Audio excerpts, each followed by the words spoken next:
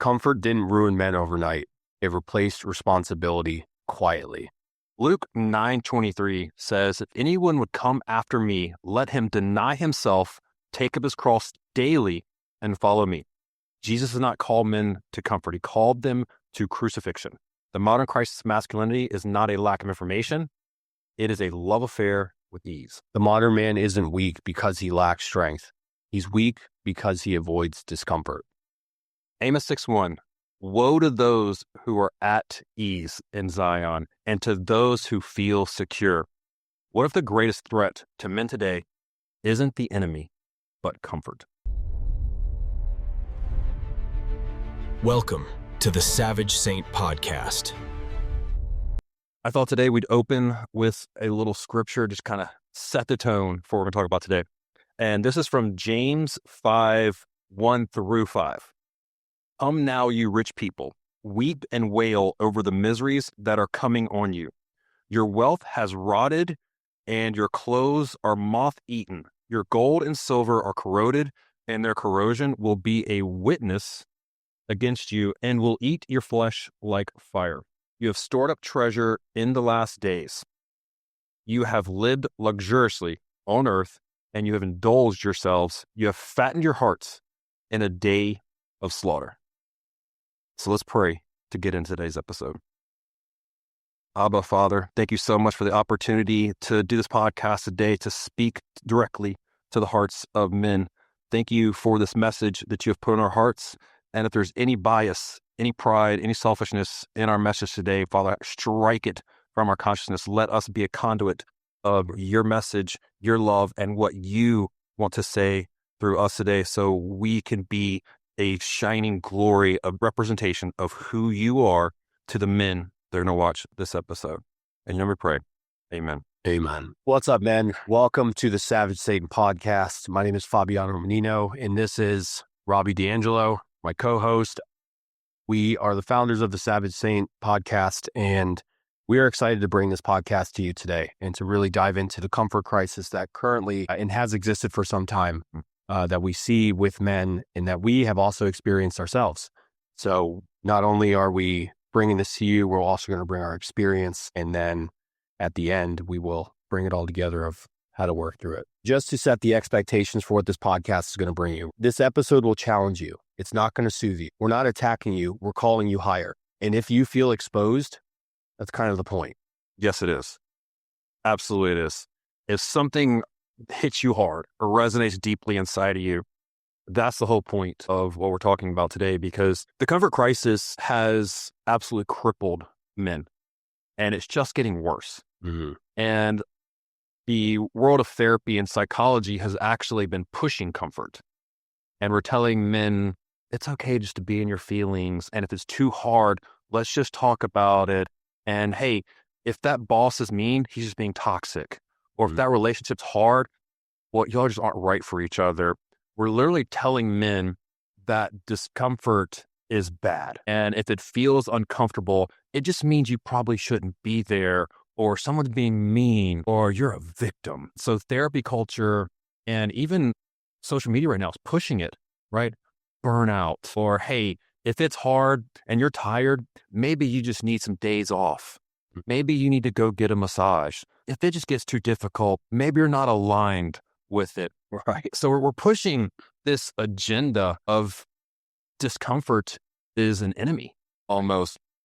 And culture is validating it. And it's such a problem because there is some validity to maybe 10% of that world. Right. If you're literally, and I've been there, I've worked myself to absolute exhaustion where I've passed out before. That's a little bit extreme. I probably should have rested a little bit so I didn't pass out. Mm-hmm. But very few men even flirt with that edge. Right. Because culture's telling them you don't have to. Like, you know, there's other ways for you to have success, and you're just a victim. It's a big bad world out there. Yeah.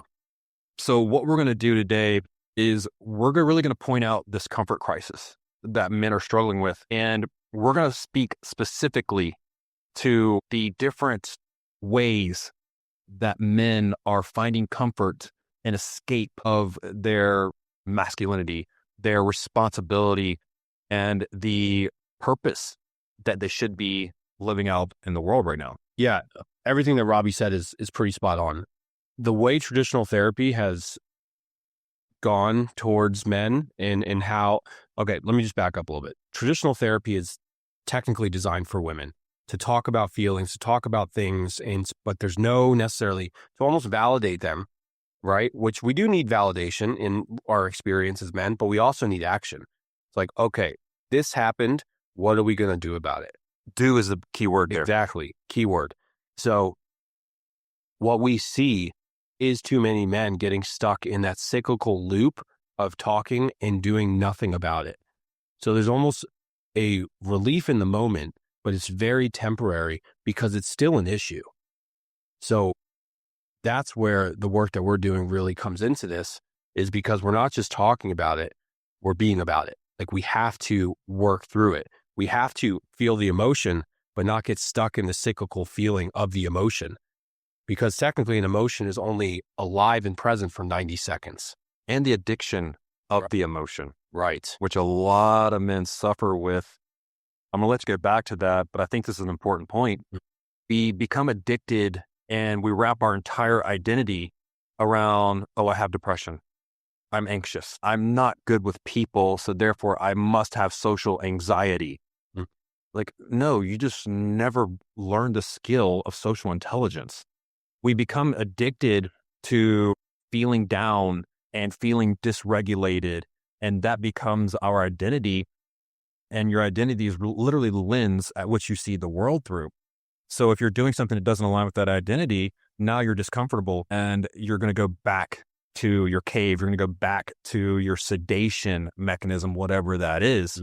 So that's another big problem we're running into right now. And you mentioned with therapy. Therapy loves labels. Yeah. Therapy loves, you're a manic depressive. Or I hear sometimes like, oh, you're bipolar. Like, no, you're just spoiled. There's a big difference between those two words. We love labeling people. And to me, hey, you might be suffering through a season of depressive energy. You're not depressed. Right. But we give people these labels and we give men these labels. And now that becomes your excuse for always falling back into that, for never getting better. I just need a pill for that. I don't need to actually fix that do part. Yeah, there's you just hit on something that I deeply resonate with. It's like people say I'm depressed, or I was diagnosed with depression, or I was diagnosed with high sensitivity or manic depressive, bipolar, whatever it is, right? Yeah. Instead of just acknowledging that the moment you're feeling moments of anxiety, you're feeling depressed in that moment. But the second that we start putting a label on this is who I am, our brain doesn't know the difference and it starts to identify with this thing now.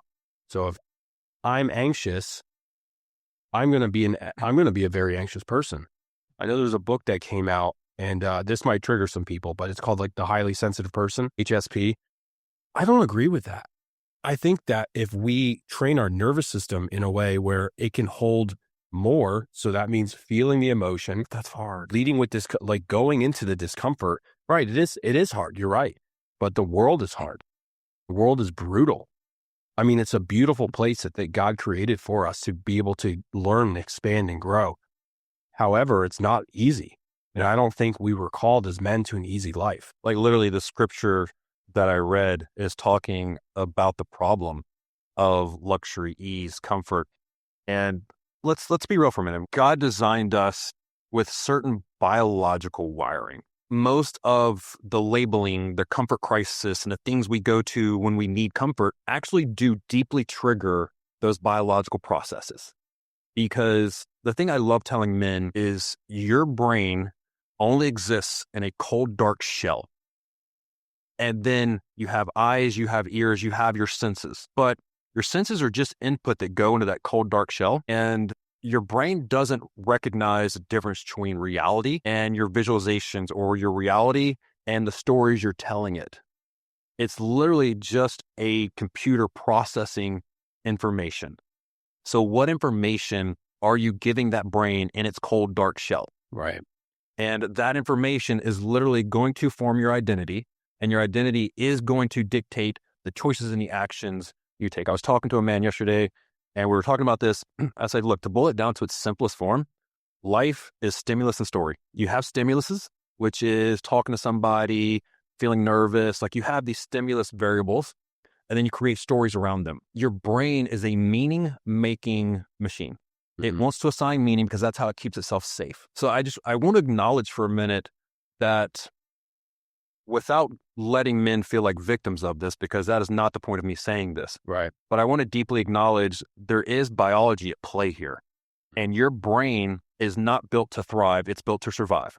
Its only job is to keep you alive and keep you safe. So a lot of the methodologies we're going to talk about today of where men sedate themselves and find comfort is on one hand, a money-driven mechanism that's preying on these drives that men have. And on the other hand, I don't care. I don't care that there is big business out there preying on you. You still have agency and you still have choice. And just because they're preying on you, just because it's easy, doesn't make it okay.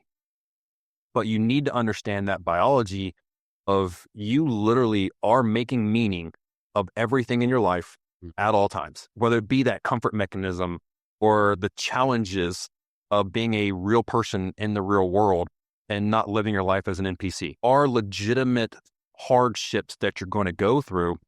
And the way you assign story to that is really going to dictate how you start operating in the world. But yeah, there's so many devices out there that are literally designed to prey on your biology. And we're going to get more specifically about each one and how it does that. Right. But I just want to acknowledge that for a minute because it's so true. Yeah. I think this is a great segue into the next part, because I know you did a lot of research. We both did some research on this podcast to make sure that we were prepared for today. And you found something on AI, and I'm curious, what was that? This really bothered me when I found it. So I do a lot of business consulting too, and I have to stay on the forefront of AI because, in the business world right now, if you're not using AI, you're falling behind. So I have to stay in front of what's actually happening. And I started just researching case uses of AI. What is business using AI for? Is it your CRM? Is it your sales? Is it your marketing? Where's business using AI? And then I just went down the rabbit hole and started expanding my search. Okay, what are just general uses of AI? What is the average person using AI for? Is it using it in place of Google? Is it finding the best deals and shopping? Where are people using it? Here's the number one case use for AI in the world. Men are using AI for girlfriends, are using AI for an artificial girlfriend. That is the number one use of AI in the world right now. And please don't go searching this because you will go down a rabbit hole you don't want to go down. Men are, you got like the MGTOW movement, you've got Black Pill, you've got men retreating away from the hard relationship world because it's not easy. Men and women are different, so therefore it's not easy. And they're retreating into AI girlfriends. And there is literally so many apps where you can go in there and literally design an AI girlfriend. And here's the thing men don't understand about the trap. And there's so many other things we're talking about is going to fall into the same category. But the trap of an AI girlfriend is this. She is not human. She's an AI. She is literally operating off of an algorithm. The sole purpose of that algorithm is to make you happy and get her addicted to you. That is not the real world. Right. That is not how real women work. So as she's learning you, as she's learning your humor, as she's learning your intimate language, as she's learning what upsets you, that algorithm is constantly adjusting to maximize your dopamine and serotonin that you're getting from her. And that creates such an addiction that when you are living this world of having an AI girlfriend, and then you go try to have a real life girlfriend and realize that humans are a lot different than AI, well, this is too hard. Right. I don't want to deal with this headache. I don't actually think right now. I just want the pleasure of someone telling me everything I want to hear and making me feel good about myself without any of the hardship of a deeply fulfilling relationship. Right. And it's literally retraining your brain for ease, comfort, So decrease hard and increase dopamine. Right. That's literally what it's training your brain to do is I can get maximum feel-good hormones with the least amount of friction possible. Right. That is not real life. Real life is, if you want more dopamine, it's more friction. Yeah. That is always real life. Hard things get hard, great results. Yeah. But we're training the opposite. Yeah. I literally do a cold plunge every day. Sometimes I do twice a day. And it's not my favorite thing. I actually enjoy the breathing aspect of it because I love breath work. But being in 44-degree temperature water, which is, for some people that's high. I think it's a great medium spot. It's still challenging, especially when outside it's, for us, it's been like 40 degrees. So when I'm doing this, the immediate effect after the first minute of suck is this feels amazing. But I had to do something hard first and push through that discomfort in order to get that feeling. And what you're saying is it's literally taking away that first minute of suck. 100%. It's taking it away and it's actually creating just the pleasure. We don't learn anything as men from pleasure. We don't. The scripture literally says, and I can't pinpoint it like you can, but it literally talks about how if this is what you're seeking, this is very dangerous. And look at Sodom and Gomorrah, right? Correct. All pleasure, burn to the ground. Yeah. Because that's not how we're designed to live. It's our responsibility when we get into a relationship, I believe, is to create that sense of structure and routine and everything for our woman so that she's able to actually relax into that, because our nervous systems are designed very differently than theirs are. Our job is to do the hard so they can have the ease, comfort, and pleasure. Mm-hmm. And that does trigger a lot of guys because their immediate reaction is, oh, what about me? Right. But hey, bro, that's not your role. Right. You're literally put here to create the comfort, Mm-hmm. not to be a recipient of the comfort. Yeah.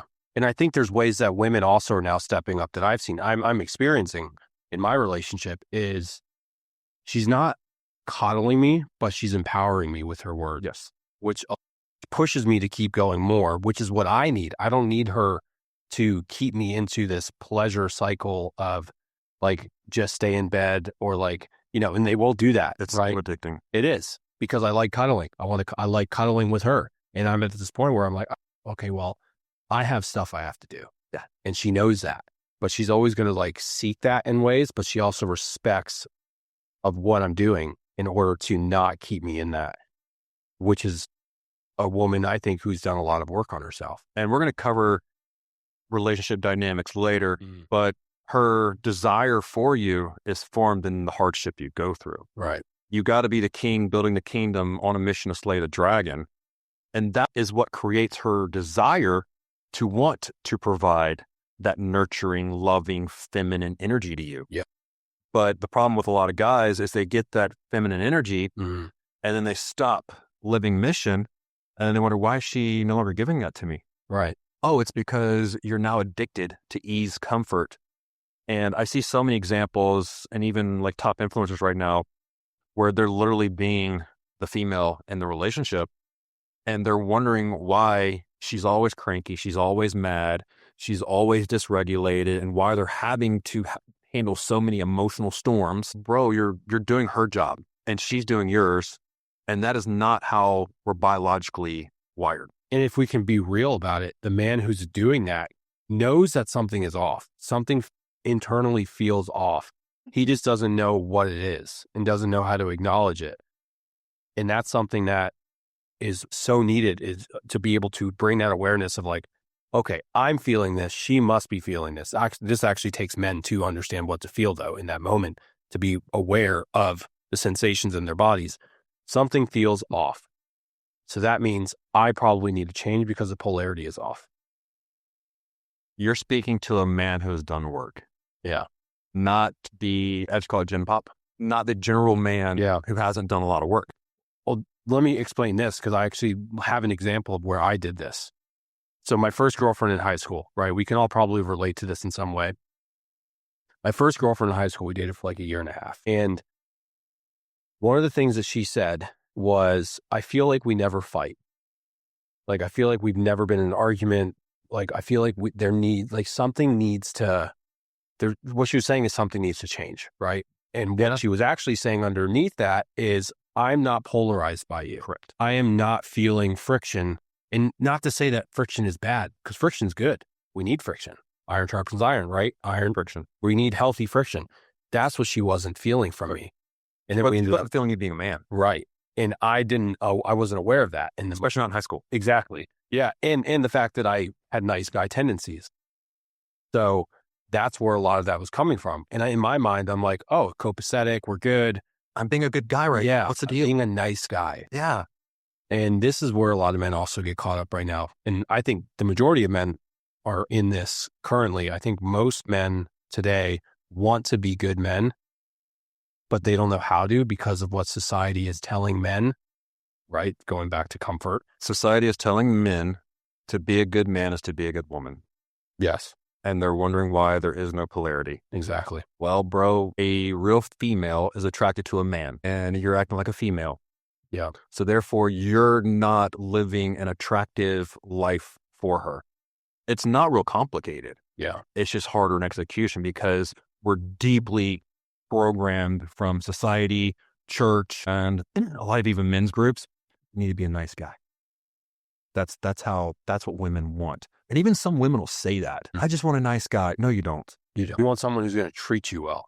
You want a nice guy, yes, that you're also deeply attracted to, deeply desire, who's on a mission to take care of you. Mm. Like, let's complete the sentence there, ma'am. Yeah. Yes, you are looking for a nice guy, but you're looking for a savage that's also a nice guy. In the world, who's going to like take the world by the balls. Yes. King, building a kingdom, on a mission to slay the dragon. That happens to be nice. I like to use the word kind. Yeah. A kind man, nice guy, kind man. There's a difference. Big difference. Big difference. But it goes back to that C.S. Lewis writing that is kind of our core foundational document. We're violent to the nth degree, but we also have manners in the hall with ladies while we're dining. That's what they're really looking for. Yeah. And if you're not both of those, then she's not going to be attracted to you and you're going to sedate yourself with comfort. Right. We got off on a little bit of a tangent there, but the first point we want to bring up is probably the biggest source of comfort and sedation with men right now.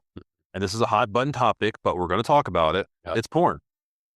And the reason we're going to bring this topic up first is the stats are almost 50% of men watch porn every year. Mm-hmm. And about a quarter of men watch porn daily. Daily. 100%. Yeah. Yeah. Like the numbers like 22 to 25% of men watch porn daily. Wow. That's a problem.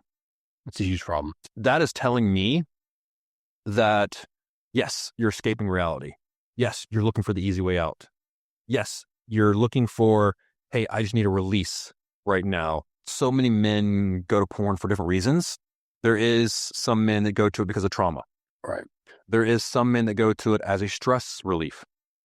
There's some men that go to it to completely turn off their brain to escape the world. There's some men that go to it because women are too hard and I can get the same pleasure chemical release from watching porn as I can from being in a relationship. And we've talked about this a little bit earlier, but they've actually done enough studies now to show how this is one of the absolute worst things for your cognitive capacity, for your ability to live and operate in the world with other humans. Besides sleep, this is kind of like the next worst thing for your brain health. And we're seeing it, unfortunately, it's not a problem that's going away. It's a problem that's getting worse. And I think this is a great point to bring up the doll. Talk about that. Yeah. So you actually sent me this reel on Instagram. It was in Spanish, I believe, but it was at CES, I think. And there was so many sex technology pieces at that show. Yeah. That weren't like husband and wife technology. Yeah. It was you home pleasure porn technology. And that's a big difference. Specifically targeted towards men. Yes. Because so there was one that was a self-pleasuring device for men that had movements. Don't go look this stuff up because this is part of the problem. We're talking about this stuff, but then there's some men who are going to go look this stuff up and get it for themselves instead of actually doing the work that's necessary. Oh, I didn't know about that. Let me go try it out. So the other thing is what the first thing you sent me was the AI doll. Yes. This AI doll has apparently skin that feels real. Yes. Like a woman, right? It looks like a woman. And its AI is specifically designed for intimacy and connection. Yes. This is very dangerous, and you already talked about this earlier, so I won't go too much more into it. But hold on, go one level deeper. When you're ordering this doll, you literally get to pick her hair color, her eye color, her skin color, Everything. her measurements. Yep. You get to custom design Your doll. this doll. Yeah, that's so much like reality. Right. That is so much like falling in love. Yeah. Is, oh, I want the perfect 34, 23, 36 or whatever it is nowadays. I want, for me, totally addicted to Latino women. So that's my flavor. Some guys are blondes. Like, that's not how real love, real relationships work. But that's what these dolls are now providing men. Yeah. Is the absolute perfect specimen that they could possibly imagine. Right. Which is so healthy. That was sarcasm. Yeah, I mean, this doll, it's wild that this is something that is able to be purchased. And what that told me is that we are so far disconnected from reality that this even exists, because if you're a man, you actually want the friction from a woman because it actually makes you more attracted to her. You're going to get tired of the doll, honestly. Hedonic adaptation will set in. Right. And then you just wasted $10,000 on something when you could have spent that on actually healing your relationship with women and seeing them from a different light. I think a big problem is we need to create spaces, and I won't go too deep into this, but we need to create spaces for men and women to have the hard conversations. You mean actually talk? Right. Communicate? Exactly. Too hard, bro. I know. That we can't do that. Right. That requires work. I want to go watch porn, way easier, or Yeah. talk to my AI girlfriend. And that's the point of this, is that we want to make sure that men feel invited into this work, but also challenged, because it's going to be both. Like, and you understand, love that invitation word way more than I do. I do, because men have been told that they're the problem for a long time. And there's a lot behind that, because we've also had the short end of the stick. We've been told that we're toxic. So men from the womb born are now being told that, wait, little boys, you're unhealthy as you are. You need to change. You need to adapt. You need to become a woman, in a sense. But the accepting of that narrative is highly feminine. Agreed. That's my problem. Agreed. But the thing is, we need to acknowledge that this has been something that's put into the education system. 100%. Right? Most of the education system is taught by women. Bro, even Right. taking out masculine language in the Bible. Right. Taking Your war language. You're Right. taking out, instead of calling a man out in the Bible, we're using gender neutral language. Right. So even in God's word, we're making it more inclusive and soft and feminine, which whole nother topic. I think this is where I'm trying to get at, is you can validate someone's experience and not agree with it. You can validate that this happened and still call them forward and be like, are you going to identify with that? How much longer do you want to identify this and keep you held in these chains and these shackles? I don't have to agree that I agree with your viewpoint or perspective. I can validate that that's what you believe. And I think that's where we're trying to get to with this. It's like the invitation is to a higher purpose of your life and a higher calling for who God called you to be, who he created you to be before the world told you who you were. So that's where, I use the word invitation. The invitation is not soft. The invitation is challenge. It's friction. Literally, iron sharpens iron. As one man sharpens another. You need friction for that to happen. Iron and iron, not iron and wood. It's not going to work. No. So that's what we're doing here, right? And that's what I feel like is so important for this, and why we need to hold each other accountable, especially with porn. Like, that is a big thing. And I struggled with that after my relationship ended at the beginning of last year. And I was very open with that, with you, with men in my Bible study, because what I was searching for, and this is one thing I think that I'd like to add on to what you said, is men are searching for intimacy and connection. Yes. Because you're not getting it in life. You might think you're just wanting pleasure, but really you're looking for intimacy and connection, or they wouldn't have just created a $10,000 AI doll that's programmed specifically for intimacy and connection. You're literally trading love God designed love, 1 Corinthians, love for pleasure. Yeah. And you're trading. When I talk to men, I go deep into neuroscience of different chemicals in your brain. So in this world of porn, you're literally think about like trading dopamine for serotonin. Dopamine is that quick hit that's gone in 10 seconds.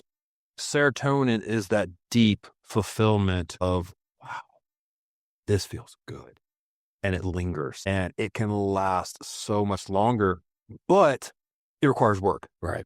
That dopamine, I can literally pull up my phone and in 2 seconds be on a porn site and look at any pleasure that I want to. And often it's an escalating pleasure, which is a whole different story of just more and more depravity. But in 2 seconds, I can look up any fetish I have and I can get that same pleasure that actually requires work in the real world. And the more we go down that cycle, the more we're training our brain. Why deal with a woman? Why try to communicate with a woman when she's going through her cycle or she has a bad day at work or somebody told her, hey, I don't really like that dress on you. It makes you look heavy. And now you're dealing with 2 days of hell because one of her coworkers basically called her fat. Right. Men, when they deal with that, because men, if we're being honest, we're not really programmed for healthy emotional processing. Right. We're programmed basically to, hey, go do the hard thing, screw your emotions. That's biology with us. But when we sit with a woman and her emotions, it's hard. Like you and I have been doing this work so long, yet still, all we want to do is solve the damn emotion so we can get back to being healthy again and happy. Yeah.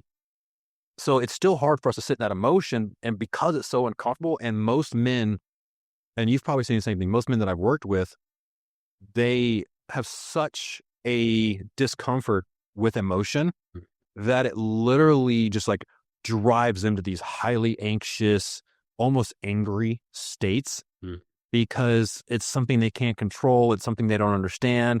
It's something they have no patience with because they never learned how to have patience with. And it literally just starts doing this to the relationship. Yeah. It just starts driving it apart because the man has no range, no capacity to deal with that emotion. And he's like, why? Why am I dealing with all this when I can have an AI girlfriend in porn? And I told somebody this literally a year ago. I was like, as AI girlfriends are getting better and better, and we were already having sex dolls. Yep. Like we already had those two things. I said, once those two things are combined and it becomes lifelike, because as it sits right now, around 30% of the male population is not having sex, totally withdrawn from the market. And even in, I think it's Japan, the men are called herbivores, where they literally withdraw from the sexual marketplace at all. It's almost 50% of the men in Japan have totally withdrawn from the sexual marketplace. Wow. When I say sexual marketplace, guys, I mean dating. They're not even on the market. They're not even looking. Yeah. Because of these tools. What's that going to do to society? What's that going to do to society when men... I mean, it'll disappear. Yes. We're already in a declining birth rate. Right.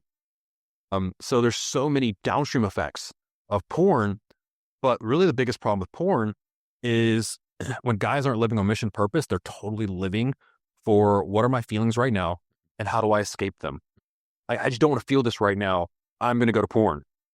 They're not thinking about the future in that moment. And the problem with that is they're feeling this disconnect that's already happening. They don't want to feel it, I should say. Correct. They go to the thing that helps them feel a quick release of dopamine, but then right after that dopamine is gone because it's happened so fast, the shame feel comes in. Yes. The shame and the guilt, which is heavier than the pleasure. Right. So it's a cyclical cycle that keeps happening, and we're literally training our brain that when we feel pleasure, we feel shame. And we wonder. Yeah, we wonder. All right, guys, so we're not going to beat up porn too much. You know it's a problem. And next week, we're going to get into a little bit how we actually solve that and how we get about that. But next topic we're going to talk about, because this is one of those things that doesn't involve as much shame. Video games. This one drives me nuts. It's video games create a pseudo reality. It's providing men every source of adventure, status, hierarchy, mission, purpose, community. It's literally a pseudo virtual world of everything a man should be pursuing in the real world. But here's the thing. There's no consequences for it. Hey, I down a video game. I just go back to my last checkpoint. I screw up. I lose a game. Cool. I can just play again. There's no consequences for it. So you're getting all the pleasure, all the great things that you should be experiencing in reality, minus any of the consequences of it. And that's why I call it a pseudo reality, because that's not real. In real life, there's real stakes to every decision you make. And look, I get it. I love the adventure of video games and I get the addiction of them, because I grew up, my dad totally were an athletic family. So he wouldn't let us have any gaming console at all. So when I went to my friend's house, I was glued. We'd go have a sleepover. They would all go to bed. I'd be the kid staying up till 4 or 5 in the morning playing the video games I never got to play. Yeah, of course. Yeah. And so I understand the addiction of them, and that, once again, dopamine hit of accomplishing challenges and making progress and living out mission, and then having, today's video games are such a community around them. You're talking to people online, you're talking to other men, even like offline, they're talking to each other so they can play the video games together. Right. And it's such a pseudo reality that men are escaping into. Doing some research on this, it's absolutely crazy. Most guys that are addicted to video games, which is a full-blown diagnosable addiction, is about 12% of men have a diagnosable addiction to video games. That being said, it's probably closer to 20-25% of men who are addicted to video games, because there's a difference between like a clinical diagnosable addiction. Right. That's a much higher level. And somebody who just, I had a client that every time he got out of a stressful meeting, he needed to go play video games to have an escape. Wow. He found himself playing like hours of video games during the middle of his work day because work got so hard and so stressful, he went to escape. When I was doing the research on this one, the average guy who sedates himself, and this actually goes to all of the sedation mechanisms we're talking about, but video games, I think, require the most time. Porn, most of the time, it's a quick hitter and you're out of there. Very few guys that are addicted to porn actually watch it for hours. But when you factor in porn, video games, some of these other addiction mechanisms, the average man loses 7 years of his life to sedation and comfort. Wow. That is a crazy, nutty number. 7 years of his life to sedating himself and running away from the mission and purpose God created for his life. That's wild. It's really wild. I can really relate to this because I grew up a gamer. I mean, I played sports. Like, I played soccer, I played hockey.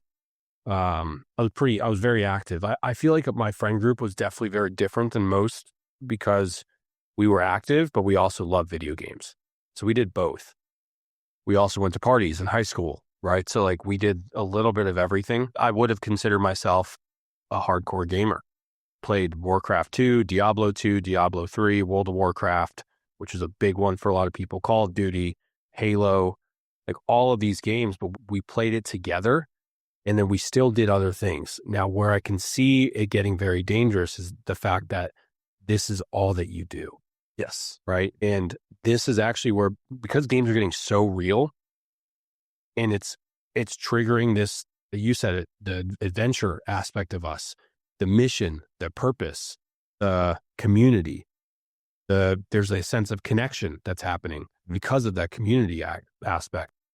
This is where it starts to become a problem, because if you're not able to separate from the real world, that's an issue. That's what I was going to say. When virtual replaces reality, when this fun thing that, like, I'm not putting down guys who play video games, even though I removed video games from my life just because I don't want that in my life.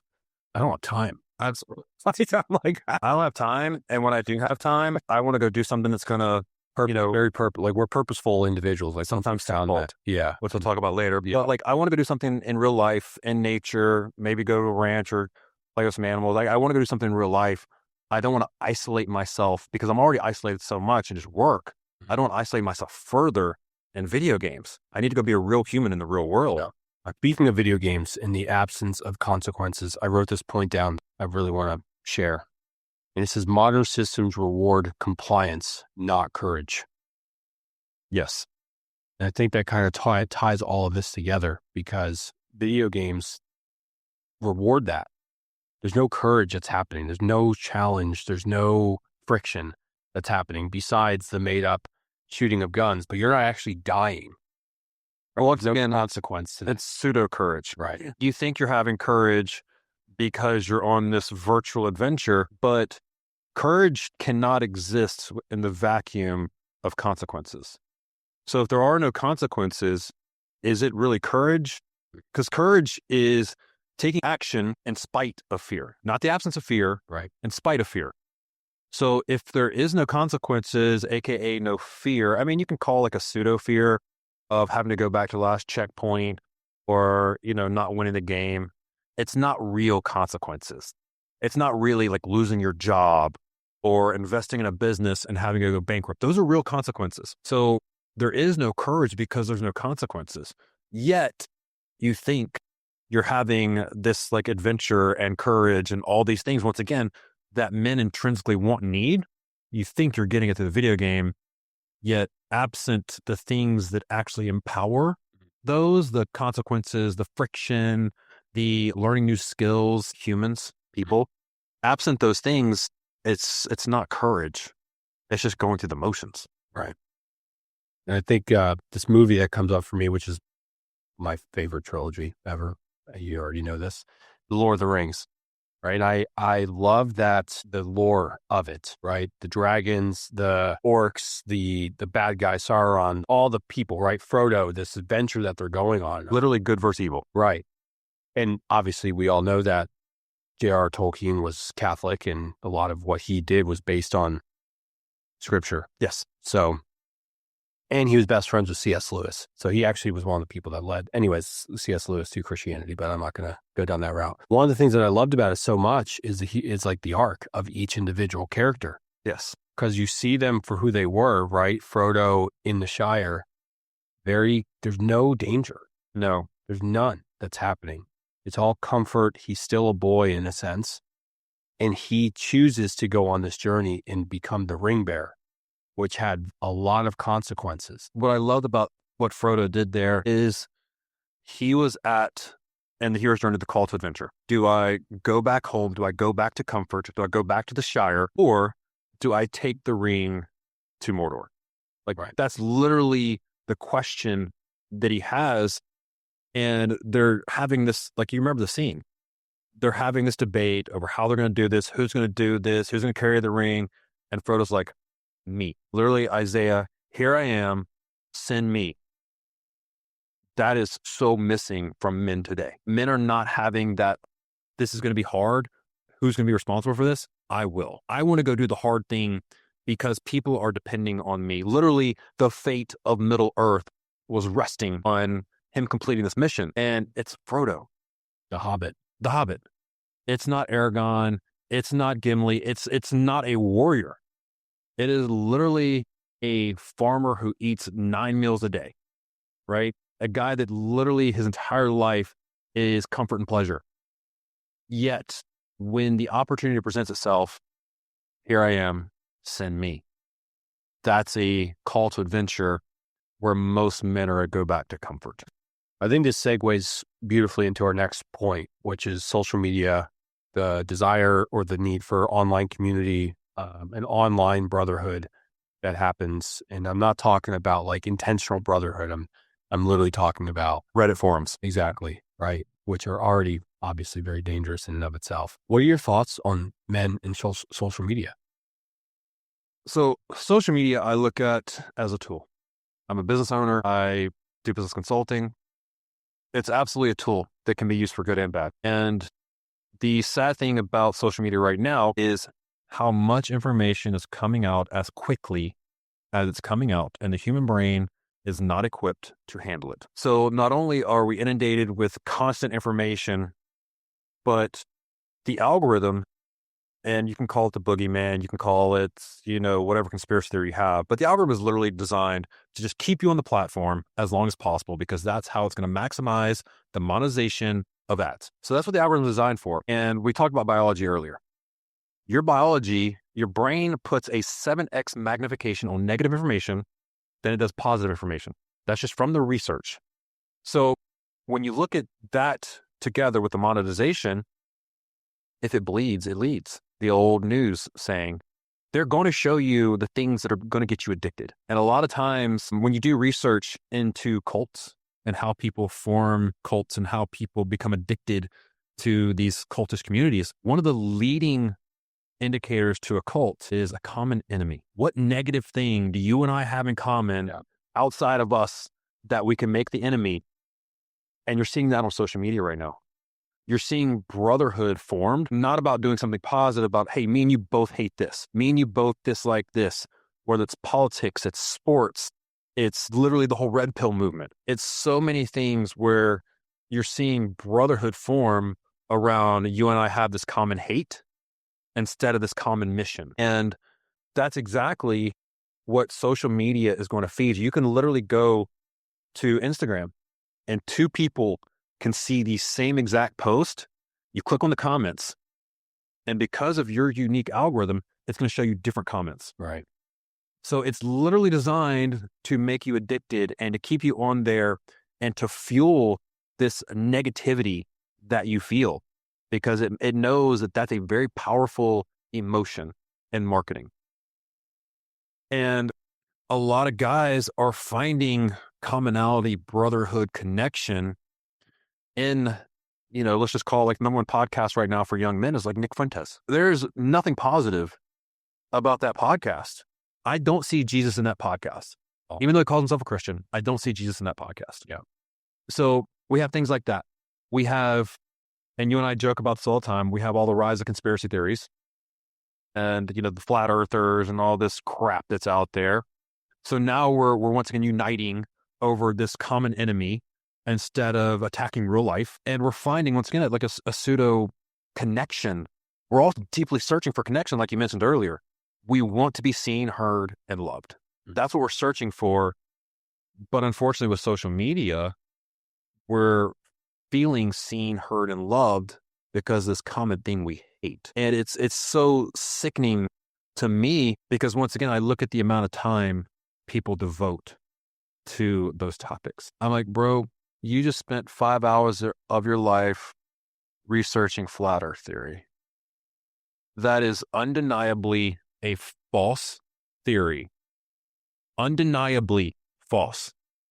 Yeah, you just spent 5 hours of your life. You're never getting back. That's just in one day. That's not Literally one day. 5 hours. That's what I'm saying. It's one rabbit hole. Yeah. Not counting the other 9 conspiracy theories that you want to look at. That's one of those where I don't need an answer for. I'm just like, you know what? If it's flat, cool. If it's round, cool. I don't really care. God designed it either way. I'm like, whatever. Yeah. Whatever. But I see guys falling in this trap because it is literally preying on your biology. And if you don't back away, become consciously aware of what it's doing to you, like I had to do this for myself. I spent 2 years as a dating coach. Mm-hmm. So I was doing so much research that my algorithm started becoming very, very red pill. I remember those days. It was everything that's what's wrong with women and why men are the victim. Yeah. And yes, some of the statistics are true, but a lot of the emotionality associated with it is deeply, deeply toxic. And that's part of, I think there's a point to acknowledging statistics. Yes. I think it's where we get lost in claim those statistics as reality, our own individual reality. No agency. Right. That gets very challenging because, okay, you can say that 80% or 90% of divorces, I think it's 80% of divorces are filed by women, right? You can say that because of those 80% of divorces, 90% of them are caused by finances, which normally falls on the man. Okay. You can say all these things where men are only valued based on this, and women are not going to stay in a relationship. But how is that actually going to support your life and calling in the right person and doing the work it actually takes to call in that right woman who is not just going to see you for your financial bank account because you're the one that's calling that in. Well, it's just so much easier to blame somebody. Right. I don't want to do the work. I just want to blame women on why I suck with women. Right. That's so much easier. Yeah. I'm going to go back to my girlfriend in porn. But yeah, so the algorithm is, it's just there to make money. Yeah. You have to acknowledge that. You have to acknowledge these pseudo, like you and I live in the online coaching space. We have online brotherhoods. I was literally on a mastermind last night, another online brotherhood, but these are masterminds to get better. They're calling you, they're challenging you. It's so much different. So we live in the space, but we also actively participate in the real world. We have our once a month cigar night. We have our church community. We have our Bible study. All this is in person, shoulder to shoulder with men, iron sharpening iron. So we're not saying all online community is bad. No, not at all. But what we're saying is the online community, if you're part of it, it should be making you a better man, bringing you closer to Jesus to execute in the real world.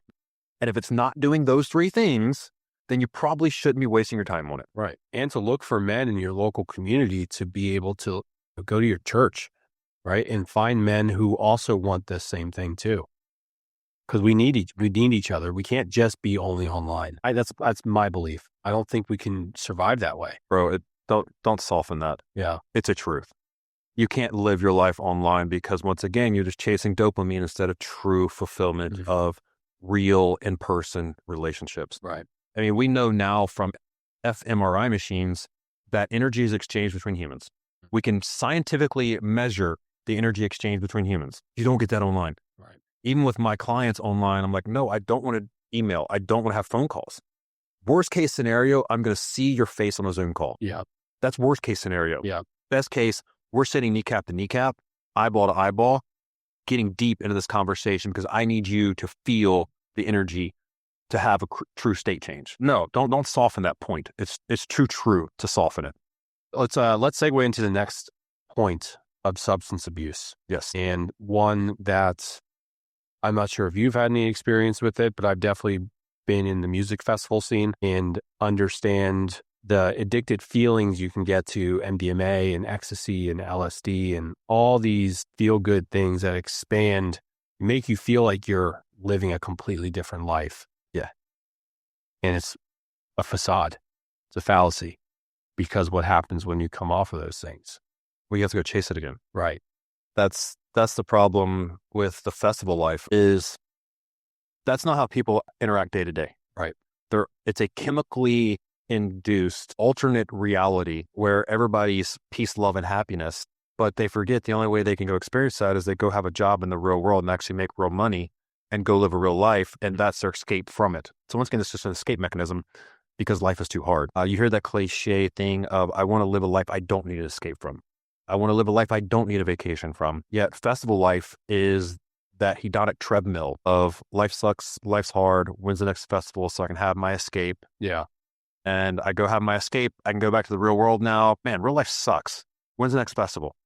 And you just see that constant cycle. So festivals are a huge part of it. During my prodigal years, my best friend owned a music venue. We traveled around the Southeast, going to concerts, festivals, parties. We had all access to any room we wanted to get into.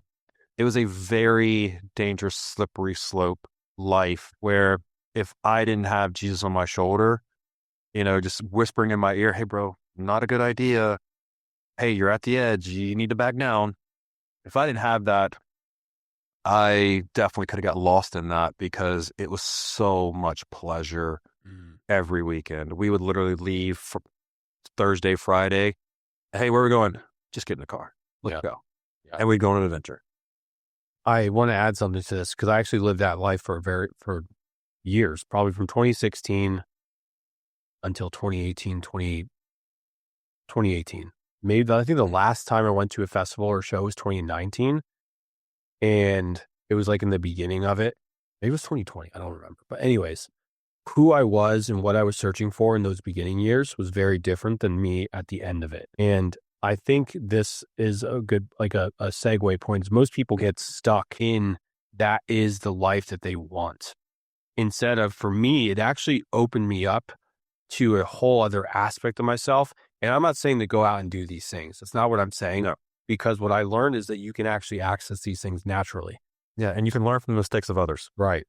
So, but it opened up a part of me that I wasn't even aware existed. And that is something I took and not fed into more, but leaned into from a personal development standpoint. I needed to learn more about myself because I was like, if I can access this part of me, then there's obviously this is something I can do naturally, which is how I found meditation and breath work, which was huge, huge things for me. But I understand that's not where most men go. They keep constantly seeking that feeling. And it didn't stop for me until I got into a really bad car accident and almost died. and almost killed 4 people in the process.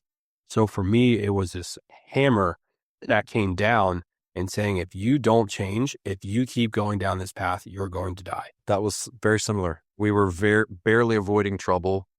There was a couple of nights where, thank God we're alive. I absolutely agree with that point. I was in that world for a while too. And to go back to that, what you're just saying is, for you, it almost propelled you into more personal growth. I hired a spiritual mindset coach a couple of years ago. And when we were first on the call, and he's asked me like, hey, what do you want to achieve? What's your goal here? I recognize the same thing you recognize. What I told him, I said, hey, my main goal is I want to be the 3 tequila version of Robbie. That version of Robbie where he's not quite caring about opinion as much. He's just free flowing and just being himself without the fear of people's opinions, without the fear of, oh, I'm not working, just without all these judgments on myself. And that was my goal of working with this leader, was I want to be the 3 tequila version of Robbie sober. So, and I think that's, a lot of substance abuse is that. Like, I've talked to so many men that, well, the only way I can talk to women is when I'm drunk. That was my story too. The only way I could talk to women is if I didn't care anymore. And that normally was not just me drinking. It was going to take the edge off. No, it wasn't the edge. I didn't need the edge off. I needed to totally walk off the cliff. I didn't need to be buzzing. I needed to be drunk. That was the only way I could talk to women because of all the fear that I had inside of me. But that's some men it's literally, oh, I can't sleep unless I drink. Or I have so much anxiety if I don't smoke weed, I can't work. You see so many different excuses for substance abuse. But literally I'm feeling this feeling I don't want to feel. And let's be honest, the thing about substance abuse that's the most addictive is it's immediate. It is immediate escape from the discomfort you're feeling. And for me, I suffered really bad with substance abuse, but my substance was food. I was an emotional eater, and still to this day, when I experience something negative, that's my brain's neural pathway. Anxiety, go eat food, you'll be fine. Because you're still triggering a lot of those feel-good hormones through food. Yeah. Like, thank God that was my only addiction, right? Other than when I was in college, binge drinking was my escape. I would literally just drink by myself in my apartment because I didn't want to feel all the negativity I was feeling. But for me, I was deeply, deeply addicted to food. Yeah. And that, continued. My excuse for that was college football. Yeah, I wanted to play football, and I was an offensive lineman, so I had to be as big as possible. So I literally had a validating reason for the addiction that I had that was really just covering up everything else I was dealing with. But the substance abuse takes many forms, and I dropped one on you the other day that you absolutely loved, was the male pacifier. This is probably the most common one that I'm seeing now, and it's actually really. So I've actually asked men about this, and I'm not even gonna, I won't say what it is. Yeah. But because I want you to. But I've actually asked men specifically who do use this device, what it does, and they said it gives them a sense of relief, but they keep using it. But the problem is, and this is a commonality, and I hear this all the time, is they stop working out, they stop being active, they stop doing the things that actually make them feel good, which gives them the anxiety to keep using this thing. Yeah, I mean, there's actually long-term studies on weed. Long-term weed, people smoke weed because it makes them less anxious, yet smoking weed consistently actually increases your anxiety levels. Yeah. So what is this device that we're talking about? Oh, I'm talking about the vape. That is the modern male pacifier that I see so many men just walking around all day, just sucking on this thing as a pacifier. As you said, I'm stressed, I need relief. Or some guys do it because, yes, there is energy involved in nicotine. I love nicotine, the natural forms of nicotine in small doses, not these crazy Zens that everybody's popping right now, which is kind of like the next version of the vape that people are struggling with. You're right. It's another example of, I'm feeling discomfort. I need an escape from this discomfort. So they're gonna hit their vape, and it's oftentimes not just a nicotine vape, but it's also a THC vape. I'm gonna hit this vape, and then I'm just going to feel better for a minute. Yeah. And then the anxiety is going to rise again. I'm going to hit the vape again. Yeah. And then all of a sudden, now you're hitting this vape 24/7. and you can't live without it. It literally just replaced smoking, which is just as bad for you as smoking because all the chemicals in it. But the more you cope with any negative feeling you're feeling, the more you cope with it, the worse that feeling is going to get. And the more I cope with it, the more I'm just pushing that thing aside, and the more it's just building in the background. To use a Jordan Peterson analogy here, it's literally, hey, there's a dragon in my life, and it's a baby right now, and I don't want to deal with this. I'm just going to vape. But all of a sudden, that dragon starts growing up. And you've vaped now so long, and now you've got a full fire-breathing dragon that's ready to absolutely murder you. And because you've been vaping, now you have no skill to cope with it. Right. Now you're like, I need something bigger than a vape. Let me go get some drugs, or let me go chase women, or like, let me go to the other sedation mechanisms, because now that's a full-blown dragon, and this vape is not helping me with that. It's something that I see in the current, because obviously, I have a sales job as well, and there's the world that I'm in, there's an excess amount of that. And I see it all the time. And now every time I have to laugh because the male pacifier thing, it makes me, you can't see it and not think that, right? It's so real for what it is. Right. It's literally like your daughter, when she gets upset, what do you do? Well, it's not anymore. She's not on it anymore. Yeah, she's off of it. But yeah, you would give her a pacifier for sure, because it helps soothe her. Yes. It helps soothe her. And then that's the whole point of it, right? But for men, again, that's very dangerous. Extremely, because you're not dealing with the problem. I messaged a guy yesterday, and he is having he's having a hard time dealing with the negativity in his life. So he is sedating himself in different forms. Nothing crazy, but he's having this problem. And I just simply replied back to him with Joseph Campbell: the treasure you seek is in the cave you fear the most. The pain you're running from, to use another quote, Ryan Holiday, the obstacle is the way. Yeah. What's the negativity you're running from is actually the negativity you need to go through, because the only way past is through. But all these comfort mechanisms just put the pain on the sideline, hoping it goes away, and it never goes away. Yeah. You're literally just feeling dopamine, so you're not having to think about it right now until the dopamine's gone. Then you're going to have to feel it again. And then what are you going to do? Yeah. I think this is going to segue into our last point.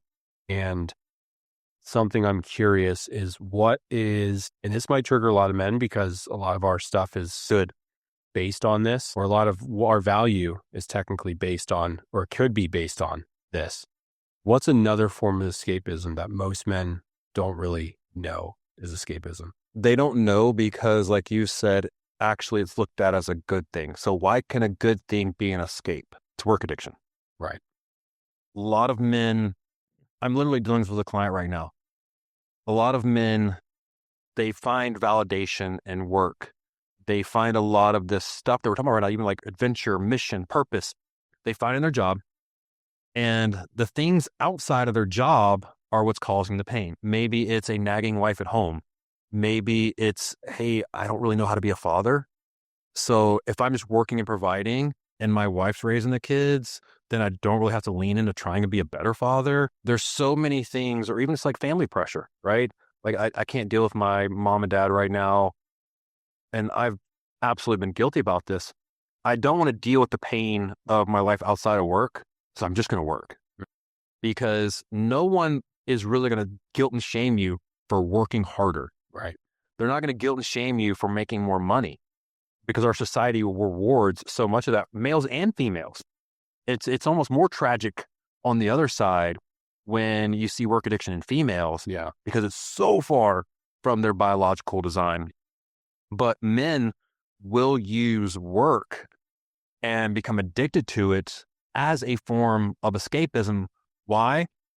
Because if we're being honest, men don't receive a lot of validation in this world. You don't receive a lot of praise, encouragement. But if you hit your KPIs at work, you're going to get it. You're going to get that bonus.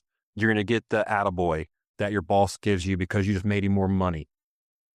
A lot of things men would actually rather have in their personal life, they're getting at work. And because work feels good, work rewards me, I go home and it's hard and it tells me how much I suck. I go home and it tells me all the places I'm not good enough. I go to work, it tells me all the places I am good enough. So which one am I going to lean into more? I'm going to work my butt off, man. That's the only place that I feel good and I feel okay. Because when I go home, all I feel like is an absolute failure. Yeah. So I'm going to work my butt off. And there's a lot there too, because the woman has also a responsibility to communicate, hey, this is what I'm feeling, instead of using attacking language. Right? Yeah. So I can understand from a man's perspective, yeah, this makes sense. I'm going to devote all my time into work because I'm not even being seen at home for what I am doing. So, but that's also very dangerous to get into, because as men, our responsibility is to figure out, hey, how can I support my wife with actually what she needs, instead of running away and using work as the form of escapism. Or I'm a good man. I'm a provider. I'm physically providing. We have a roof over. You hear this all the time. I'm physically providing. We have a roof over our head. We have all the things that she wants, and she's still not happy.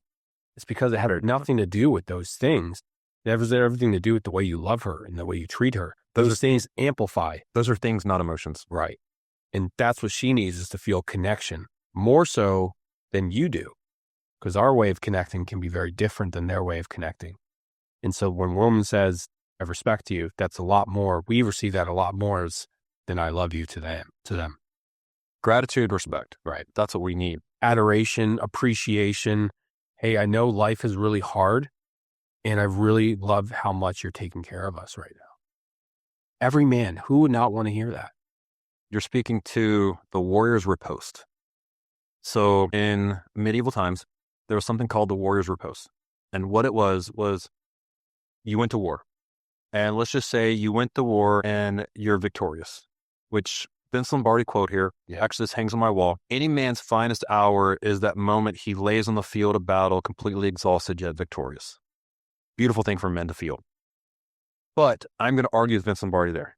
I believe it's probably the second best emotion a man can feel, because we do love the feeling of a hard-fought victory. The best feeling a man can feel is actually the warrior's riposte. So you go to battle, you win the battle, you come home, and let's just say there's a almost parade procession that goes on. You're going through town and people are throwing flowers at you. They're congratulating you. They're thanking you because literally you just saved the village. That's even not the high point.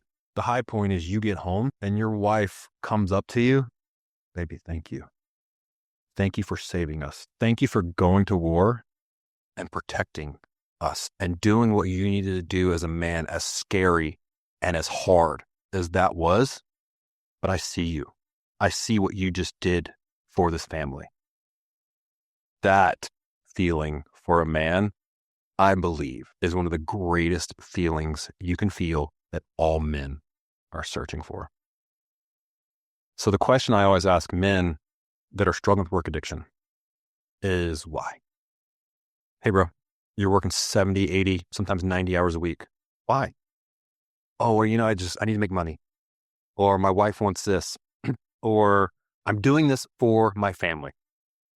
That's probably the common one. I'm doing this for my family is the most common answer I get. And I said, okay, great. You're doing this for your family. What does your family need from you? Not want from you, need from you. There's a difference there. Oh, they need my money. They need a house. They need bills paid. No. What do they actually need from you? They need you. You're working your butt off to provide for your family when your family just really needs you. So the justification you're giving yourself for working hard is actually the escape from what you should be doing, which is being with your family. Men work for their family, but they escape their family to do it. And I'm like, let's get back to priorities, man, because you're working so hard and yeah, you're doing a great job. You're providing, you're making money, you're giving your family everything they want or what you think they want. What they want is you, a present, grounded man that's a leader, that's providing actual safety and security, not just bills being paid. They want you, bro. So why don't we find a way for you to provide, but actually be present? Yeah, this actually brings something up that Rose and I talked about. And I took her probably a few weeks now. It might have been at the end of the last year, beginning of this year, but I took her through the Pink Streets which is like on the Tampa Bay, Mm-hmm. like at the Pinellas Point right there. And we were looking at houses, just like driving around, and like we were like looking at all them because they're really nice. They're right on the water. Normally an area that most people don't know about, which is why I like it. Kind of secluded, but it's really beautiful. It almost reminds me of like Snell Isle in a way, or like those areas. And I'm looking at this house. We're like looking around, and I'm like, that's the one I would want, is that one. And she looks at it, and she looks at the one to the right of her. She goes, that's the one I would want. And the one she wanted was smaller, more homey, right? She didn't care about it being big. And I like Spanish. We both like Spanish Mediterranean. So they were both that same style. But the one I liked was like that big, right? And I just had this moment where I was just like, wow, she actually doesn't need all of this stuff. Like she genuinely just wants to build a family and live a comfortable, not like a comfortable life, but like financially comfortable, where we're not suffering or anything of that nature. And that's something I think most men don't understand, is that your wife, if she's really your wife and you're building something, she will sacrifice like the comforts of things in order to build that thing with you. But the second you start using that thing as a way to say, well, she wants more, that's where you're wrong, because what she actually wants is you. She will sacrifice what the world tells her she wants for you. What the world tells her she wants is the big house, the nice cars, and the flashy things to make you look higher in the status hierarchy. That's what the world tells her she wants. What she actually wants, and it's the same thing for men and women, it's just a little bit different how it's delivered. What she actually wants is love. This God definition of love. Presence. Feel it deeply seen and heard, and just present in the intimacy of a loving relationship. That's what she wants, truly on a biological level. Yet the world tells her she wants these things. So now the man's thinking, oh crap, that's what she's telling me she wants, because most men don't know the difference between what she needs and what she is telling you she needs. Oh crap, that's what she needs. I need to go work harder. I need to go and, build the business. I need to go work 90 hours a week. I need to go and grind my face off to give her what she's telling me she wants, AKA what the world is telling her she wants. When if we could just get back to God-designed family. I was about to say, yeah. And what the scripture teaches us is actually important, because you brought it up earlier. Guys, if you want to know what's important in life, go read the book of Ecclesiastes. That's a man who got all the pleasures of the world. The richest, smartest man who ever lived, that had 700 concubines and infinite money, pretty much. And he'll tell you by that book what's really important. If we can get back to a God-designed definition of loving relationship, not worried about those things, right? You're going to be happy with the numbers. It's probably increased since the last number came out, but the last number came out was like, there is no incremental increase in happiness past 78 grand a year. It's probably grown to probably like 120. Well, because it's inflation. It's inflation. Yeah. But you can still like understand what it's trying to accomplish there is, hey, these things of the world are not truly what is going to make you feel fulfilled and happy. You're not the measurement. No, it is literally the experiences and the moments of joy, love, and laughter shared with the people that are the most intimate with you. That's really what matters. Yeah. And that kind of brings this whole episode full circle. All these sedation mechanisms and all these comfort things that men are seeking is falsified versions, Satan created versions of what God designed you to actually have. Yeah. I'm going to give you the easy way out, because Satan loves nothing more than a sedated man. Yeah. Because that man is easy to control, and he's not going to do anything to make anyone around him any better. Satan loves a sedated man. He's not battle tested either. Well, he's not going to fight the sedation. Right. That's exactly it. Yeah. So that's who Satan loves you to be. So he wants all these sedation comfort mechanisms to be as absolutely as attractive and addictive as humanly possible. Because if you're doing that, you're not living out your purpose, not even like your unique purpose, but like just God's general design for you to be a creator, have dominion, be fruitful, multiply. You're not doing any of those things.